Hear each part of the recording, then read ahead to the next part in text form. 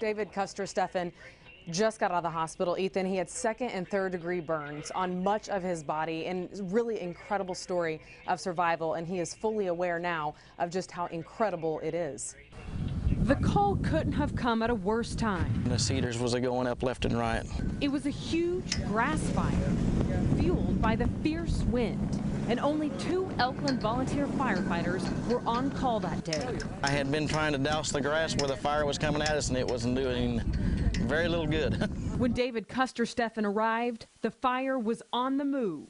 It was scary. Some 400 acres charred in no time. I'd say it came across that field at least 20, 30 miles an hour. Suddenly, David was trapped inside the inferno.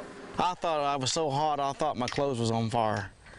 So I turned around and looked, and my clothes were not on fire for somehow. But his skin was. Third-degree burns on his arms, lower back, and face. I know Jesus Christ take care of me. That's his answers. Turns out he was taking care of Linda Buttram, too. You explain it any other way.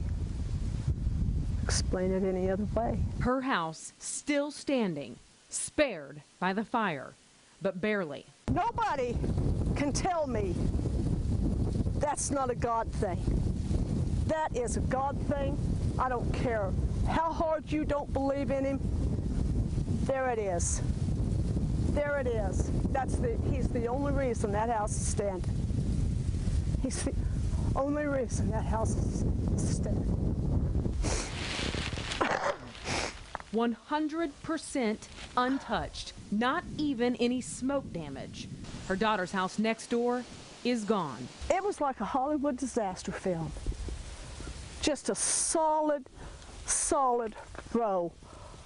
Solid row of, it's just awful. Just awful. Linda and David survived this wildfire with miraculous stories to tell and a renewed faith in the one who they say saves. I believe honestly I had a guardian angel that day laying over the top of me.